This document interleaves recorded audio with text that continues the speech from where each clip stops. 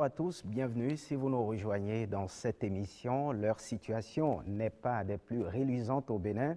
En dépit des efforts des ONG et autres bonnes volontés, les albinos sont toujours marginalisés dans la société.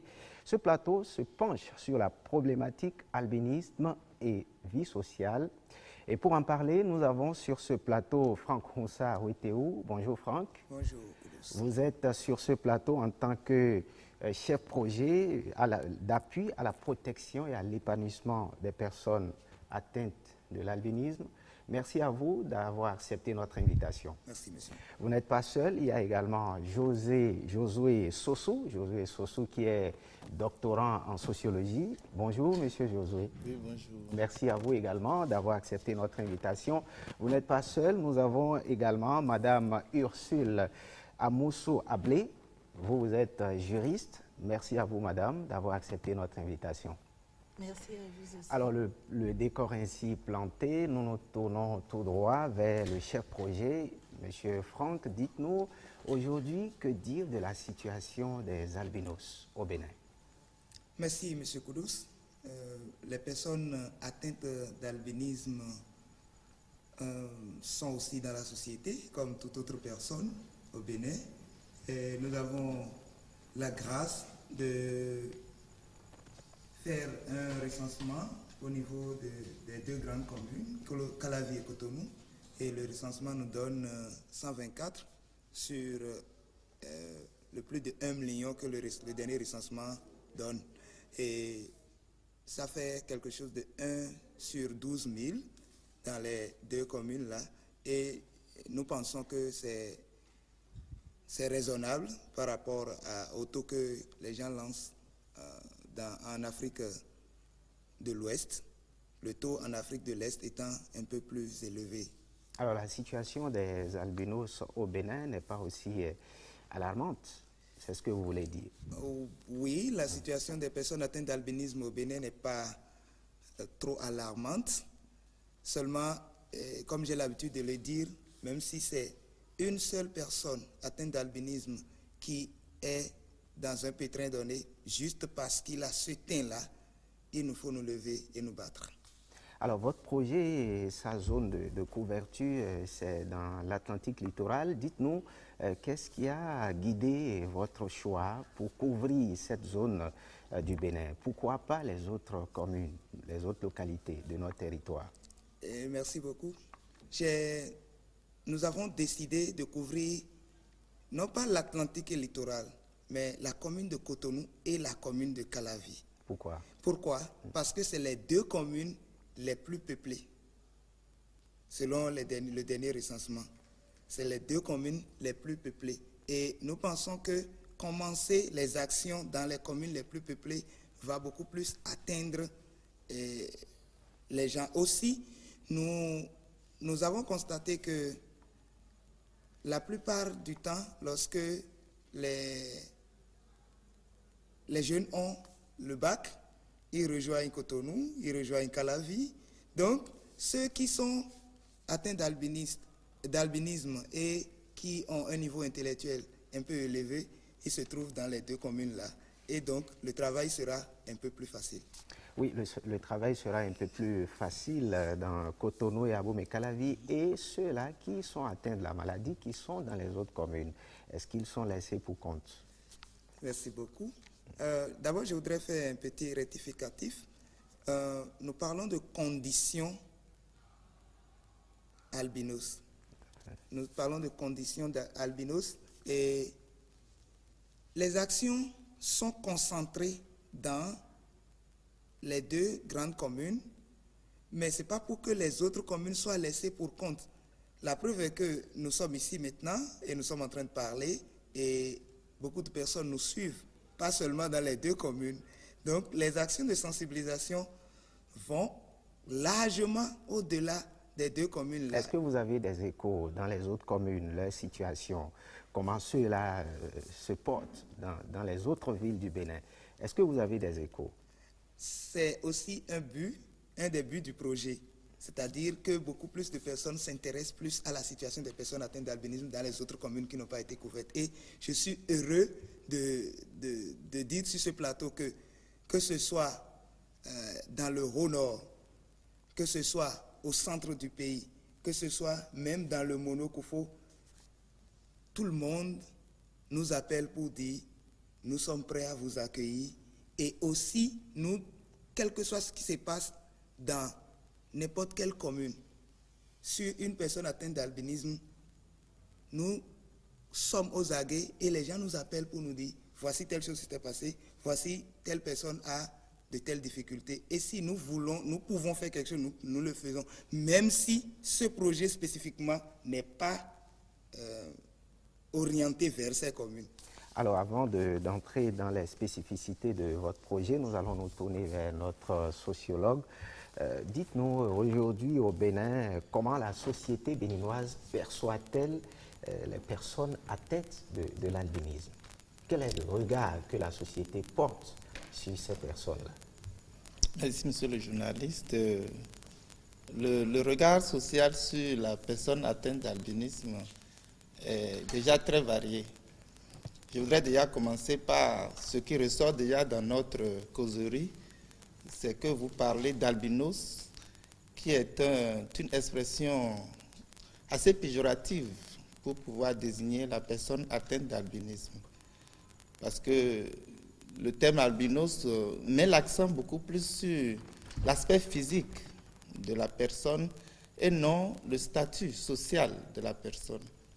Et c'est pour cela, pour pouvoir mieux rendre ce qu'est la personne albinos, nous préférons beaucoup plus l'expression personne atteinte d'albinisme pour ne pas s'accentuer sur le physique, mais s'accentuer sur la personne et son statut social. Alors, vous trouvez déjà que c'est trop dit que de les qualifier d'albinos directement? Si on regarde ça du point de vue étymologique, du sens du mot albinos, c'est en fait de ça qu'il s'agit. Ça veut dire blanc.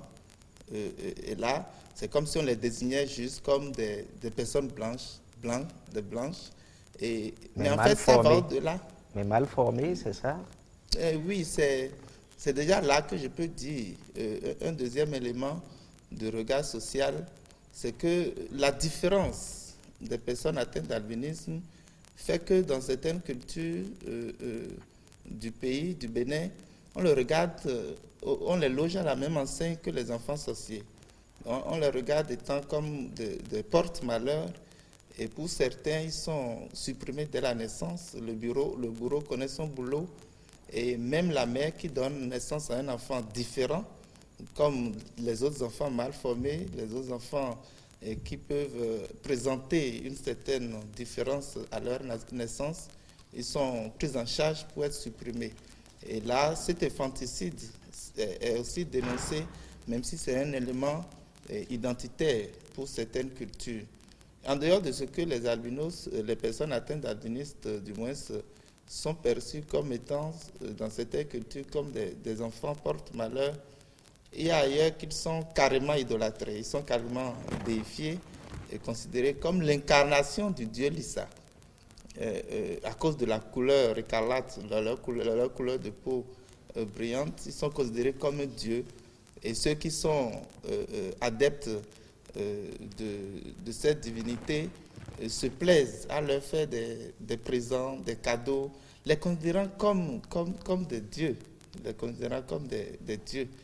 Et ailleurs, sur le plan national, les personnes atteintes d'albinisme sont aussi vues comme des personnes qui peuvent produire de la richesse, soit par elles-mêmes ou bien par, excusez du peu, leurs organes. C'est vrai qu'il y a une sorte de recrudescence de cette...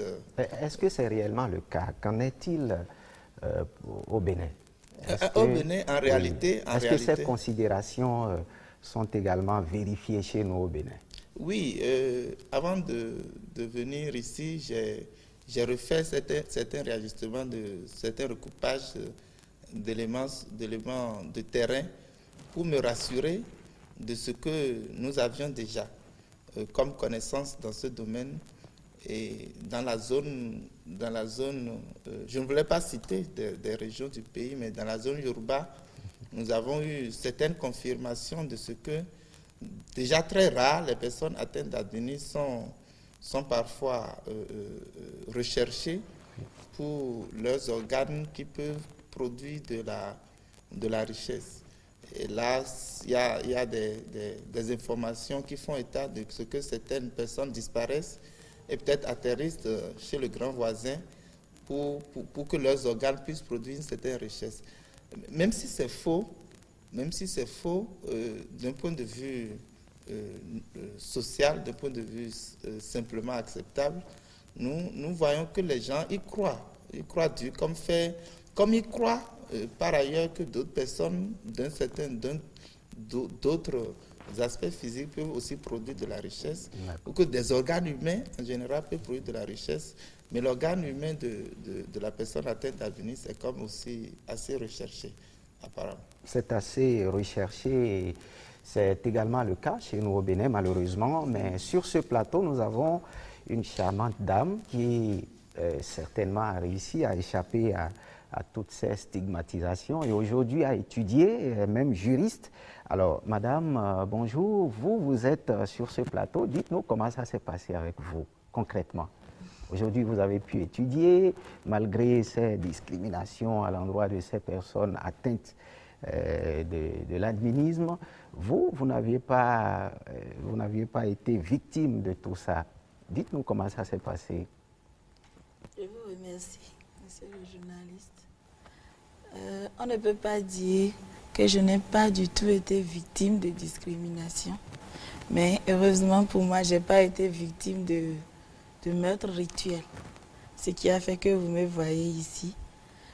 Vous confirmez que c'est le cas vraiment au Bénin? Il y a oui, de ces meurtres-là qu'on commet à des fins occultes? Malheureusement, oui. Malheureusement, oui. Je suis dans le domaine juridique, donc les informations nous parviennent des tribunaux et nous avons tellement de cas où le meurtre rituel se pratique, où un albinos, par exemple, se fait carrément couper la tête et d'enquête en enquête, on a fini par exhumer le corps et retrouver le corps sans tête, effectivement. Les présumés responsables sont encore derrière les barreaux.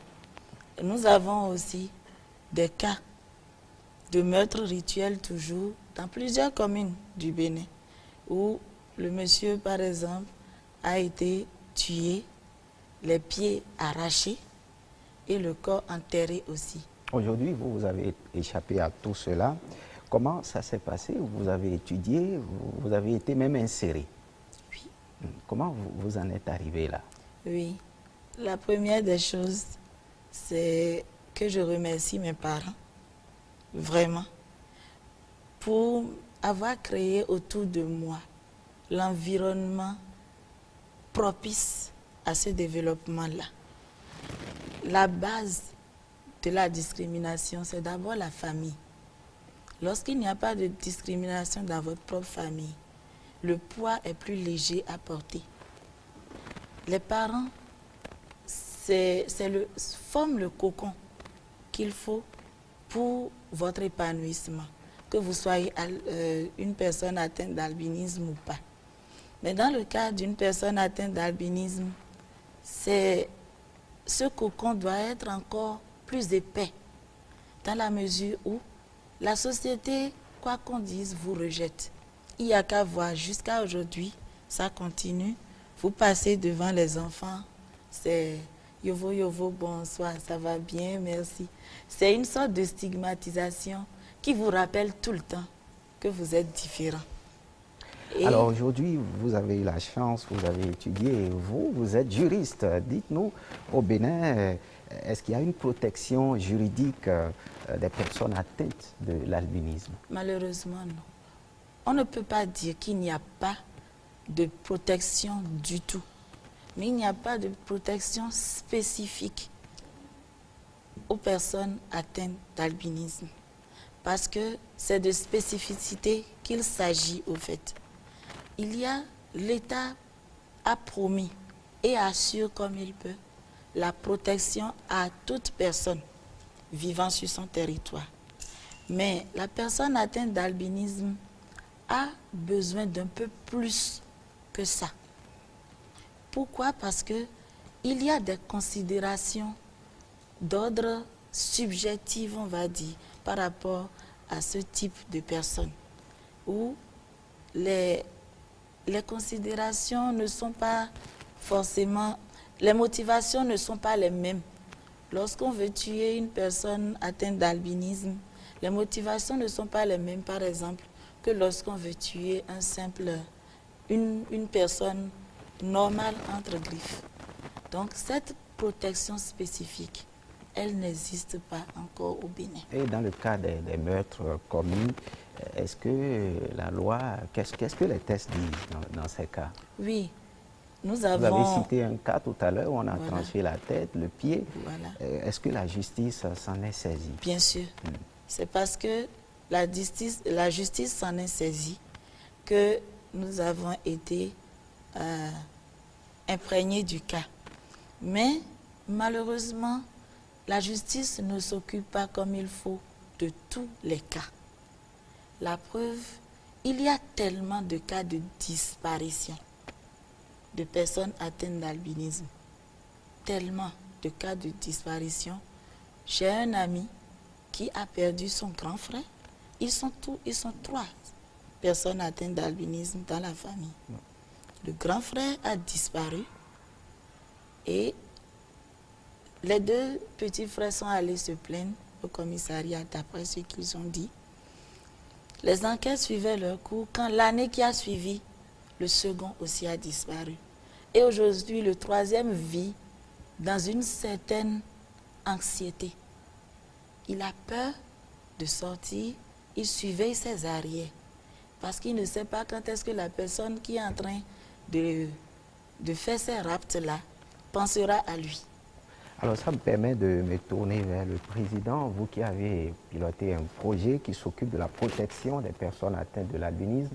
Aujourd'hui, ces questions de disparition, quelles sont leurs ampleurs ici au Bénin? Quelle est l'ampleur de la disparition des albinos ici au Bénin, selon des études que vous avez menées sur le terrain et à travers ce projet que vous avez piloté?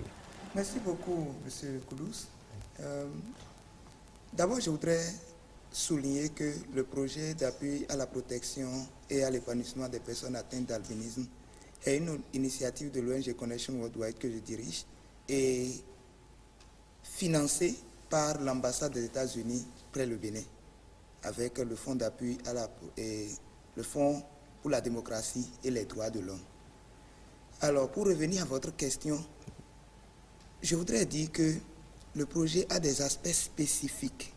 Le projet n'a pas pour intention de s'établir sur les disparitions des personnes atteintes d'albinisme. Alors, pour les protéger, il faut aussi faire en sorte qu'ils ne disparaissent pas. Voilà, il y a un adage au Bénin qui dit, au sud Bénin qui dit,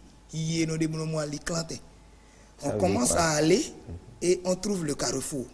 Voilà. Nous sommes mis dans cette dynamique pour dire, il y a meurtre et nous avons appris. Il faut qu'on sensibilise pour qu'il n'y ait plus meurtre. Voilà. Vous voyez? En ce moment-là, nous n'avons pas encore appris la toute première disparition. C'est quand nous avons commencé à diriger le projet que nous avons appris qu'il y a des disparitions aussi. Alors cela nous a amené à intensifier un tant soit peu notre sensibilisation. C'est pour cela que nous sommes en train de finir le projet en fin septembre, sinon on aurait déjà fini depuis. Ça a pris le temps de réorienter le projet pour faire de ça un projet qui parle beaucoup plus de la communication et de la sensibilisation autour de l'albinisme. Donc, c'est un travail de longue haleine qui vient de commencer et qui va suivre son cours.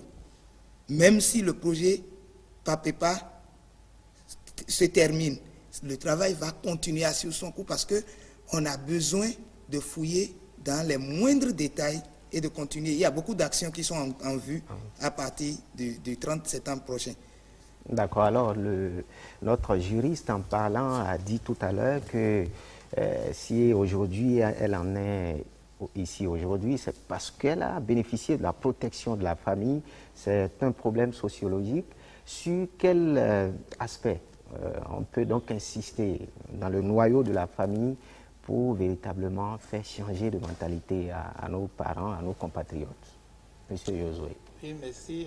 C'est déjà la perception que les parents ont eux-mêmes de leurs enfants qui peut permettre à ce qu'ils soient les protecteurs de leur enfant à la base. On parlait tout à l'heure de ce que l'enfant peut produire de la richesse. Dans certaines cultures du pays, certains pensent que le simple fait que l'enfant atteint d'albinisme soit là peut être une source d'enrichissement pour ses parents. Et là, les parents, au départ, certains se réjouissent pour dire, bon voilà, nous avons eu le jackpot et nous allons jouer au jeu de hasard où nous allons bientôt devenir riches. Et quand ça ne vient pas, certains parents accusent leurs enfants, un peu pour leur dire, tu es là depuis et pourtant je ne suis pas riche. Et déjà, donc ça vient de ce que les parents acceptent les enfants atteints d'albinisme comme étant des enfants à part entière et non entièrement à part. Et non pas les prendre comme des personnes handicapées. Il y a certaines personnes atteintes d'albinisme qui croient qu'elles sont handicapées. Je ne pense pas la même chose. Je pense plutôt mais c'est un handicap. Les personnes atteintes d'albinisme peuvent présenter ou se retrouver dans des situations handicapantes. Par exemple, les questions de vision, oui. Des visions, on parlera peut-être de ça davantage tout à l'heure, oui. Pour dire que l'absence de la mélanine dans le sang, fait que la vision n'est pas aussi forte que pour les personnes qui ont de la mélanine dans le sang. Donc, ça peut être comme des personnes non-voyantes, mais en fait, ce ne sont pas des personnes handicapées.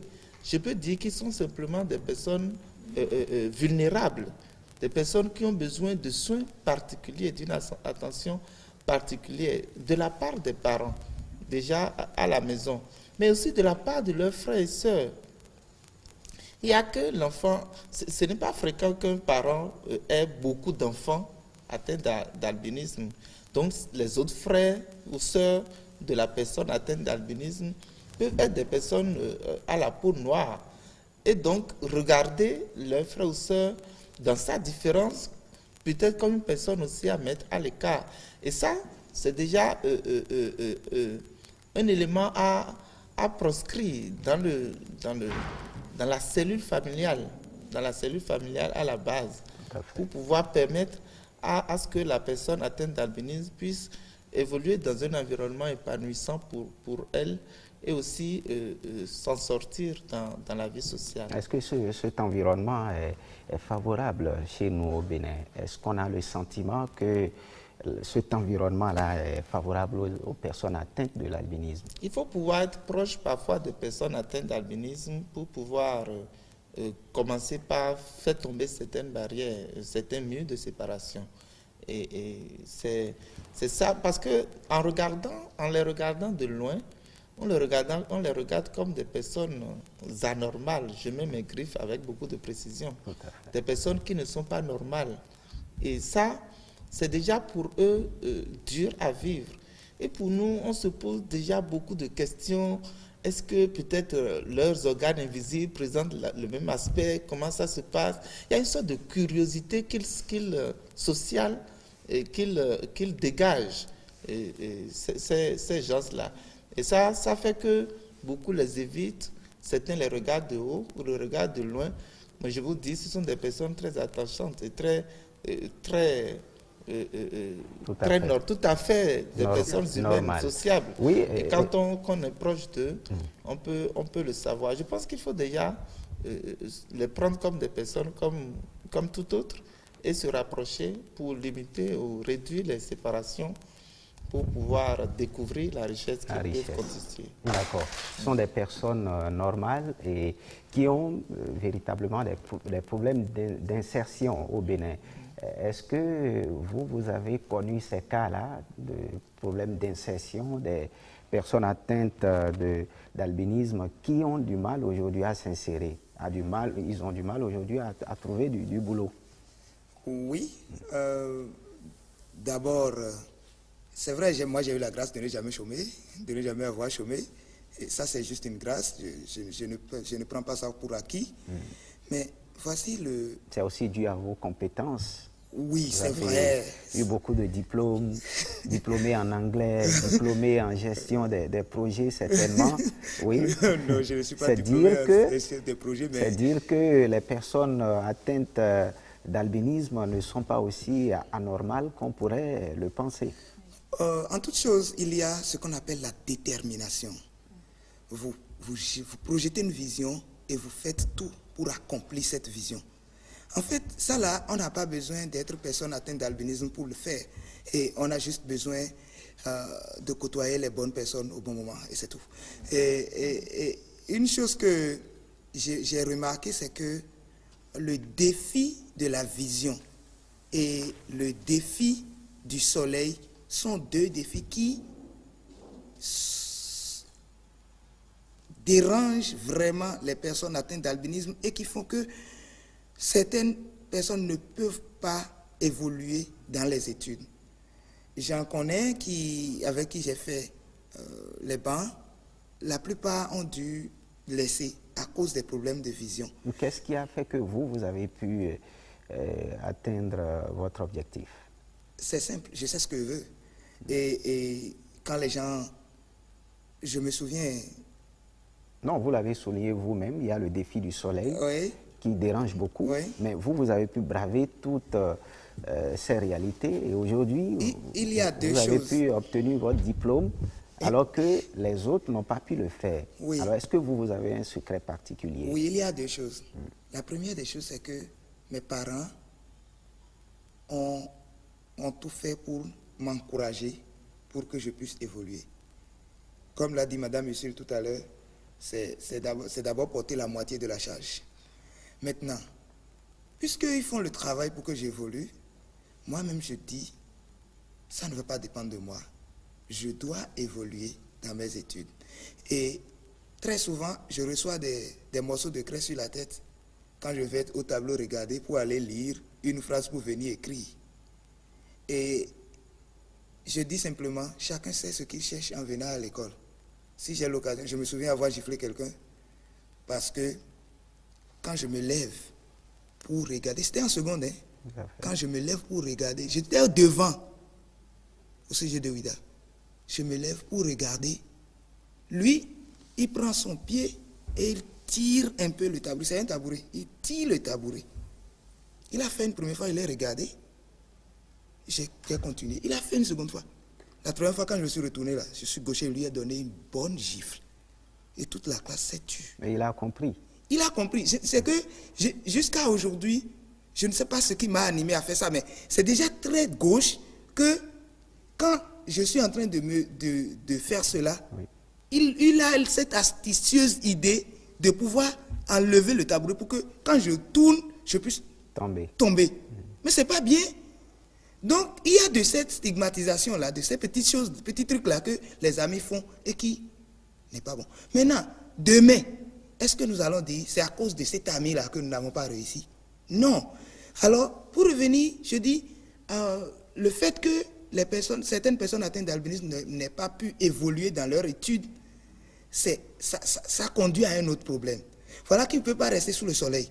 Et voilà qu'ils n'ont pas fait de longues études pour pouvoir avoir des travaux de bureau. Alors bonjour les dégâts. Alors bonjour les dégâts. Alors en dehors de ceux-là, il y en a que vous connaissez aujourd'hui qui ont du mal à s'insérer, qui ont du mal à avoir du travail. Oui. Est-ce que c'est le cas aujourd'hui? Est-ce que vous en connaissez? J'en connais, mais ils ne sont pas nombreux. J'en connais, ils ne sont pas nombreux. Et je ne peux pas dire forcément que c'est à cause du fait qu'ils soient atteints d'albinisme qui n'aient pas de travail. Mais je sais aussi qu'il y a des gens qui ont eu de travail, mais difficilement parce que ils ont la condition albinos. Parce que les gens disent, mais je vais l'engager ici. Qu'est-ce que les gens vont dire au sujet de lui et de cette dame-là ou bien de ce monsieur-là? Et ils vont dire que je l'ai engagé peut-être pour que j'ai beaucoup d'argent, des trucs comme ça. Et par rapport à ça, les gens peuvent se C'est retenir. rétracté, oui. Maintenant, moi, j'ai dit ceci. Je n'ai pas voulu... J'ai fait ce que je devais faire. Et aussi, ça, je le dis aussi pour les personnes qui ont un handicap donné. Tout à fait. N'importe quel handicap. Lorsque vous êtes quémandeur d'emploi, les gens peuvent vous traiter de tous les noms. Mais lorsque vous êtes pourvoyeur d'emploi, vous êtes le patron. Et c'est bon. Est-ce que vous avez de ces cas-là au Bénin, des diplômés qui aujourd'hui ont du mal à être insérés? Non. Comme vous, le débat, ce n'est pas d'abord être diplômé.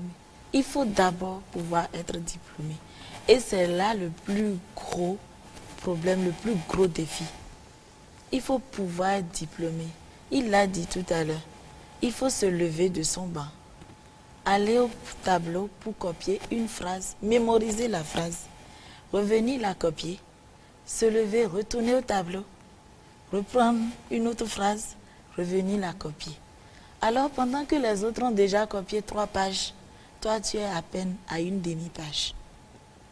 Et quand on dit ça, on dit, mais rapprochez, mademoiselle, rapprochez la table du tableau. Malheureusement, ça ne résolvait pas le problème. Pas du tout. Et comment vous vous arrangez? Oui, c'est ce que je dis. Il fallait se lever de sa place, aller au tableau, copier, revenir, copier cette phrase-là sur la feuille. Lors des interrogations, c'est là où la course est vraiment ardue. Le travail est vraiment ardu. Il faut vraiment se dépêcher. Et les va-et-vient commencent. Et je salue au passage ces professeurs-là en ce moment qui m'ont compris. Et certains allaient jusqu'à me préparer une fiche. Dans certaines matières, le professeur me préparait une fiche d'interrogation, au moins pour les interrogations. Pour les cours, ce n'était pas possible. Mais pour les interrogations, on me préparait une fiche et lors de l'interrogation, après avoir recopié pour tout le monde, on me remettait la fiche. Certains l'ont fait, malheureusement, beaucoup ne l'ont pas fait. Je dis toujours que j'ai eu 2 au lieu de 21 fois. J'étais en 4e, je crois, parce que au lieu de 5000 que je devais lire au tableau, j'ai lu 500. Et ça a faussé tous les calculs que j'avais faits de haut jusqu'en bas. Alors, au regard donc de toutes ces difficultés qui se posent aux albinos, le problème de vision, des difficultés avec le soleil, nous allons juste faire un tour à la régie pour suivre cette interview donc de ce médecin, ce spécialiste qui nous dira s'il y a véritablement des solutions à ces problèmes posés sur ce plateau par nos invités, le problème de soleil surtout et de vision. Nous suivons. Il faut déjà dire que les albinos, ce sont des personnes qui n'ont pas le pigment qui permet de protéger contre le soleil qu'on appelle la mélanine. Donc leur peau constitutionnellement, c'est-à-dire de façon génétique, n'est pas préparé pour les protéger contre le soleil. Et par conséquent, le soleil a beaucoup d'influences négatives sur ces personnes-là et cause beaucoup de dégâts. Et les dégâts les plus graves, c'est l'apparition de cancers de différents types dès le plus jeune âge. Habituellement, les cancers surviennent chez des personnes beaucoup plus âgées dans les pays, les gens qui ne se protègent pas contre le soleil. Mais chez ces albinos, très tôt dans l'enfance, dans l'adolescence déjà, ils peuvent avoir des cancers. Évidemment, ces cancers sont des cancers qui sont graves. Il y a le carcinome qu'on appelle basocellulaire, qui est un cancer qui ne métastase pas, qui reste limité à la peau. Mais tout en restant limité à la peau, il peut aller en profondeur, il peut s'élargir et causer des délabrements sur le plan local. Il y a le carcinome dit épidermoïde qui, lui, par contre, peut entraîner des métastases au niveau des organes profonds. Celui-là également peut s'étendre en surface et en profondeur. Et le cancer le plus grave, c'est le mélanome, qui évolue de façon plus marquée et plus grave que les deux autres que j'avais cités tantôt. Il faut dire que tous ces cancers-là sont dus aux désagréments, aux dommages qui sont créés par les rayons ultraviolets du soleil sur une peau non préparée pour protéger l'organisme contre ces dommages-là. Ils doivent systématiquement être habillés en vêtements longs et sombres. Ils doivent porter des chapeaux à large bord pour les protéger contre les rayons ultraviolets. Et ils doivent mettre également des lunettes sombres qui sont appelées communément les verres de soleil, parce que de la manière dont la peau n'est pas protégée par le pigment mélanique, les yeux non plus ne sont pas protégés.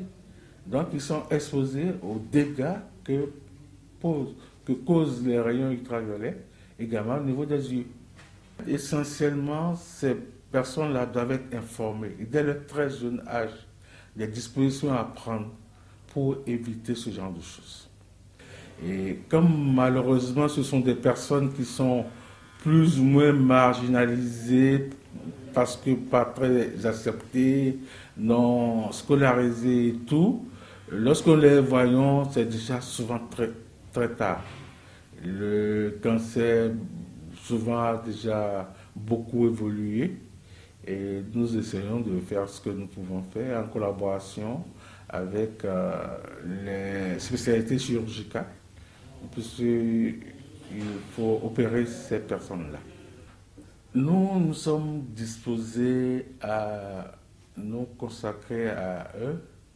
Retour sur ce plateau, nous allons directement voir notre sociologue. Dites-nous, en plus de toutes ces actions que mènent ces ONG, des personnes de ces bonnes volontés sur le terrain pour changer les mentalités, pour mettre à l'abri ces personnes vulnérables, est-ce que vous pensez que véritablement dans la société béninoise, il y a des solutions que vous préconisez à nos compatriotes, des conseils que vous avez à donner pour limiter, pour réduire ces discriminations que connaissent ces personnes atteintes de l'albinisme?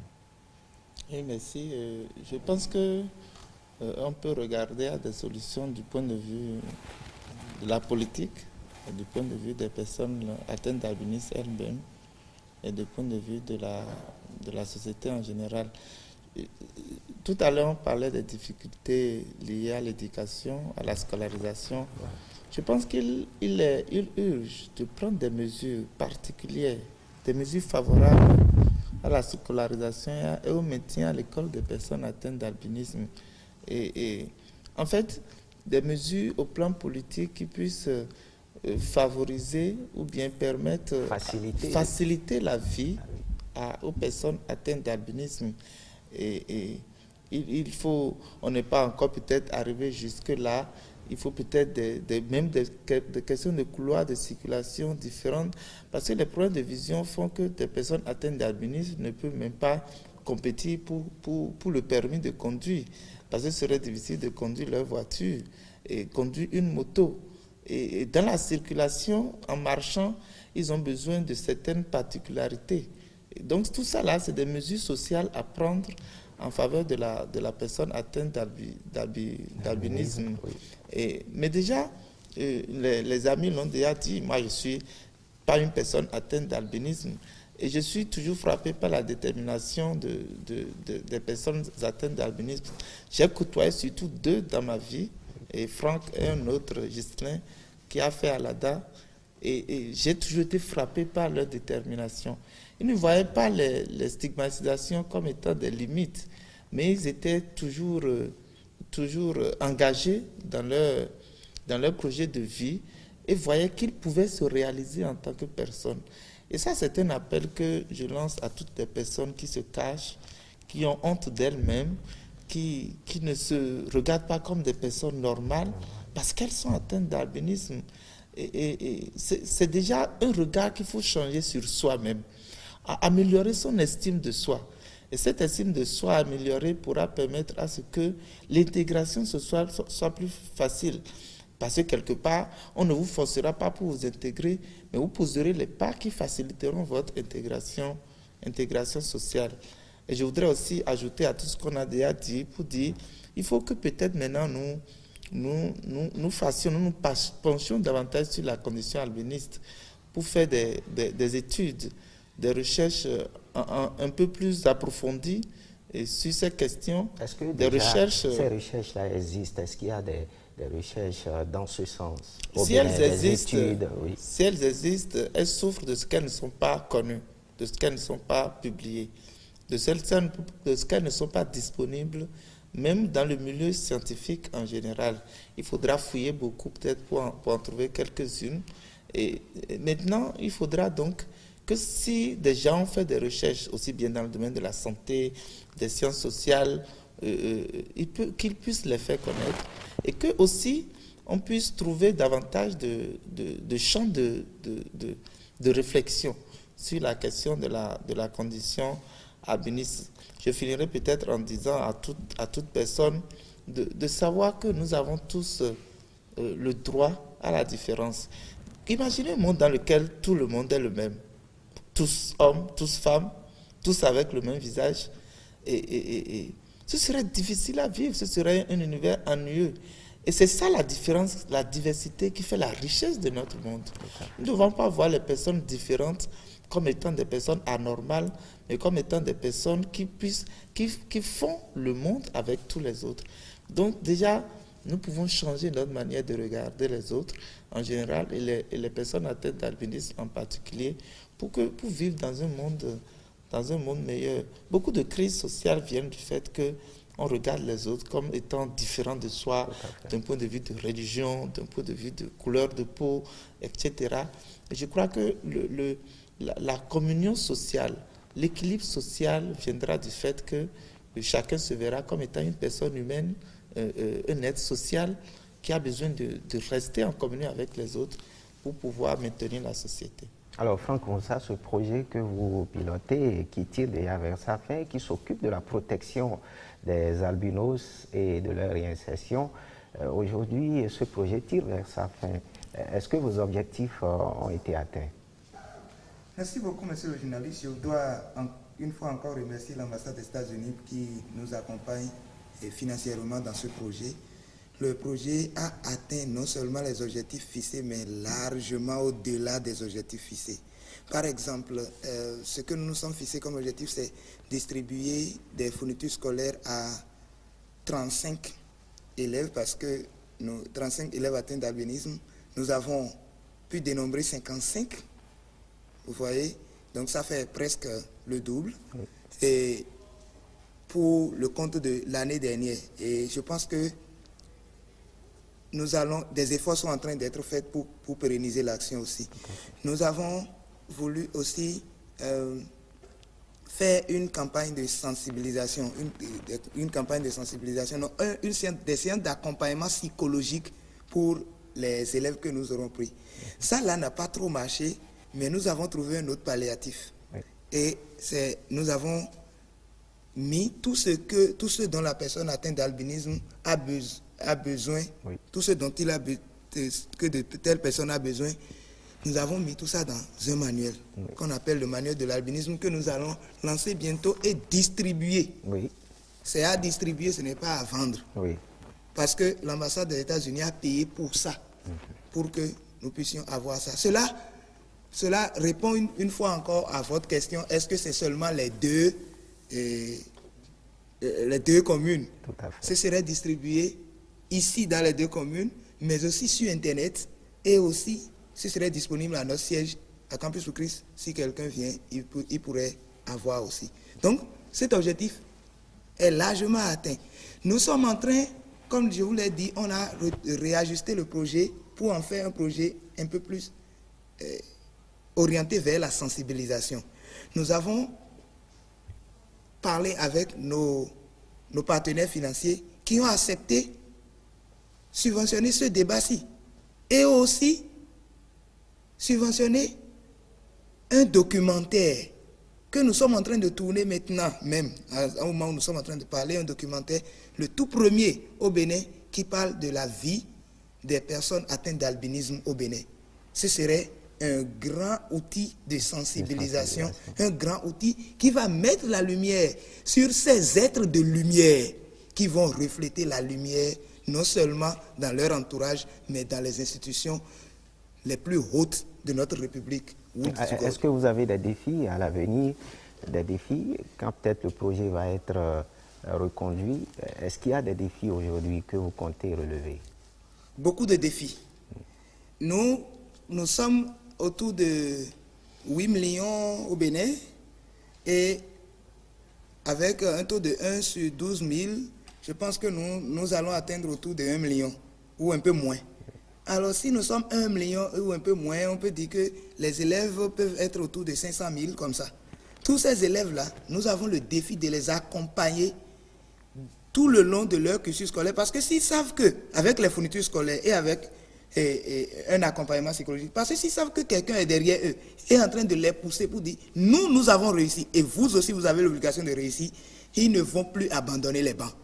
Donc nous avons le défi non seulement de continuer la distribution des fournitures scolaires à chaque élève des 2 communes cibles, mais aussi d'élargir le projet sur toute l'étendue du territoire national. Nous avons aussi une vision à long terme. La vision à long terme veut que, à partir de 2017, nous ne savons pas comment ça va se passer, mais nous mettons tout en œuvre pour que ça commence quand même à se passer. Les personnes atteintes d'albinisme qui sont de la classe moyenne et qui n'ont pas pu avoir quelque chose, avoir un diplôme haut ou avoir des fonctions de bureau, qu'ils puissent reconsidérer leurs fonctions pour quitter le soleil. Parce que le soleil, c'est l'ennemi premier de la personne atteinte d'albinisme. Comme le dit ma grande sœur Ursule, elle dit, si je devais demander à Dieu d'enlever une seule chose de ce monde-là, j'allais lui demander de tout faire pour remplacer le soleil par une autre chose. Donc, alors, ça me permet une petite transition. Aujourd'hui, si vous devriez vous adresser à nos législateurs, vous êtes juriste, qu'est-ce que vous avez à leur dire? Oui, si je dois m'adresser aux législateurs, je leur dirais que l'albinos, la personne atteinte d'albinisme, comme le sociologue vient de le ratifier tout à l'heure, oui, a besoin d'une protection très poussée. Pas seulement de protection, mais aussi d'un suivi social poussé. Suivi social parce que, premièrement, la personne atteinte d'albinisme a de la difficulté à progresser du point de vue éducation, à progresser du point de vue social. Social parce que lorsque, par exemple, je suis avec des camarades et que nous devons aller à une fête ou bien à une manifestation, tout à fait, et que je ne peux pas vous suivre parce qu'il y a le soleil, il y a forcément une certaine cassure sociale où les autres alors, en vous même temps demandez qu'ils élaborent beaucoup plus de lois pour protéger les personnes atteintes de l'albinisme. Surtout du point de vue éducation. Et surtout du point de vue protection maintenant. Protection parce que, comme je viens de le dire, il y a une protection pour tous les Béninois et pour toute personne vivant sur le territoire national. Mais il faut une protection un peu plus poussée, un peu plus spécifique. Au regard de tout ce qui se passe. Au regard de tout ce qui se passe. La disparition, les meurtres rituels, les discriminations. Oui. Il y a des discriminations qui vous font, qui vous atteignent psychologiquement. Lorsque, par exemple, quelqu'un vous voit, et ça, j'ai vécu cette expérience. Allez très rapidement. Oui. Et qui vous dit, qui commence à appeler le sang de Jésus sur vous. Vous commencez à regarder à gauche et à droite. Vous vous rendez compte que c'est vous, le mauvais esprit qu'on est en train de chasser. C'est des atteintes psychologiques. Alors nous permettrons là à notre sociologue de nous dire un mot également, de revenir sur le comportement de la société, des parents, le noyau familial. Quand on voit, on aperçoit une personne atteinte de l'albinisme et qu'on commence déjà par appeler Jésus, la stigmatisation a atteint son paroxysme. Oui, la stigmatisation est très forte et certaines personnes la subissent jusque dans leurs entrailles. Quand ça les touche, ce n'est pas facile à vivre. C'est pour cela d'autres préfèrent la réclusion, l'autoréclusion, se cachent carrément. Et c'est là que, pour revenir au cocon familial dont parlait Mme Ursule tout à l'heure, les parents ont un grand rôle à jouer pour remonter le moral de leurs enfants, pour leur dire tu peux, tu en es capable, tu es différent, mais tu as une vie. Et là, cela vient aussi dans le dialogue que le parent établit avec son enfant différent. Et les particularités qu'il peut prendre, les mesures qu'il peut prendre particulièrement à la maison pour lui faciliter la vie par rapport à sa différence. C'est vrai qu'on n'a pas toujours les mêmes conditions sociales d'un point de vue général en tant que parent, mais on peut être déterminé pour faire de son enfant ce qu'il aurait voulu être. Merci. Et c'est sur ces mots que nous allons refermer ce débat, c'est-à-dire mieux protéger ces personnes atteintes d'albinisme et non des albinos. La société a un grand rôle à jouer. C'est des personnes vulnérables à protéger. Et c'est sur ces mots que nous refermons ce débat. Merci à vous de nous avoir suivis et à très très bientôt. Salut, moi c'est Franck. Si je suis blanc comme ça, c'est parce que je manque d'une substance qu'on appelle la mélanine et qui donne la couleur noire à la peau. Je suis un être humain comme tout autre. Je ne suis ni un génie, ni un sorcier, ni un dieu. Les organes des personnes atteintes d'albinisme ne sont pas porteurs de chance. Les personnes atteintes d'albinisme ont droit à la protection et à une vie sociale épanouie. Si vous avez un bébé albinos, aimez-le. Si vous connaissez un enfant albinos, intégrez-le. Si vous rencontrez un albinos adolescent, faites-vous ami à lui. Si vous voyez un albinos adulte, entrez en relation avec lui. Si vous êtes une personne albinos, soyez vous-même. Ceci est un message de l'ONG Connexion Worldwide en partenariat avec l'ambassade des États-Unis d'Amérique près le Bénin pour le projet d'appui à la protection et à l'épanouissement des personnes albinos PAPEPA.